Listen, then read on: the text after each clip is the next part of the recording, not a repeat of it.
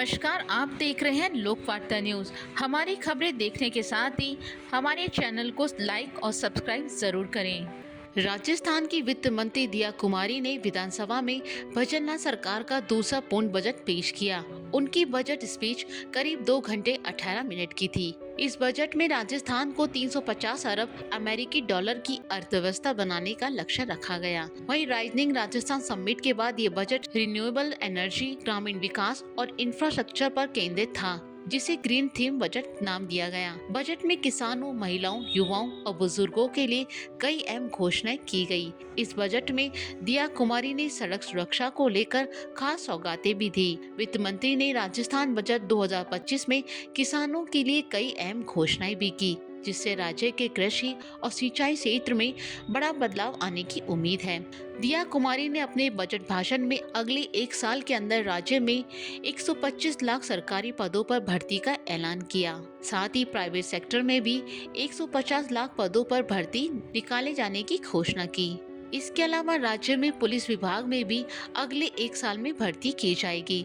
सरकार ने बजट में 50,000 युवाओं को स्किलिंग ट्रेनिंग देने का ऐलान किया। वहीं कोटा में विश्वकर्मा कौशल प्रशिक्षण केंद्र बनाने की बात कही, जिसके लिए सरकार 150 करोड़ रुपए खर्च करेगी।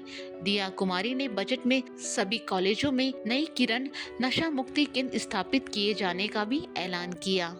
इसके अलावा अलवर, बीकानेर और अजमेर में डिजिटल प्लेनेटोरियम स्थापित किए जाएंगे। वहीं बजट में कोटा, सीकर, जोधपुर और जयपुर में युवा साथी केंद्र स्थापित किए जाने की बात कही। सरकार ने ये कदम युवाओं में बढ़ती आत्महत्या की प्रवृत्ति रोकने के लिए उठाया है। इस बजट में स्टार्टअप्स के लिए सरकार ने 750 से ज्यादा स्टार्टअप्स को आईस्टॉप से फंडिंग किए जाने की बात कही। अगले साल 50,000 युवाओं को कौशल प्रशिक्षण दिया जाएगा। वहीं रोजगार मेले के माध्यम से 1,50,000 पदों पर निजी कंपनियों में भर्ती की जाएगी। बजट में सरकार ने 100 वेटरनरी डॉक्टर और 1,000 वेटरनरी इंस्पेक्टर की भर्ती की घोषणा की है। वहीं पशु बीमा योजना में पशुओं की संख्या को दुगना करने की भी घोषणा कही। इसके साथ ही कई स्कूलों और कॉलेजों में सीटें बढ़ाई जाने की बात कही गई। वित्त मंत्री दिया कुमारी ने बजट में प्रदेश में पर्यटन को बढ़ावा देने के लिए 975 करोड़ रुपए का व्यापक बजट का प्रावधान देने की बात कही। इस बजट के तहत धार्मिक पर्यटन स्थलों का विकास, इंफ्रास्ट्रक्चर और विशेष सर्किट निर्माण पर ध्यान केंद्रित करने की बात कही गई।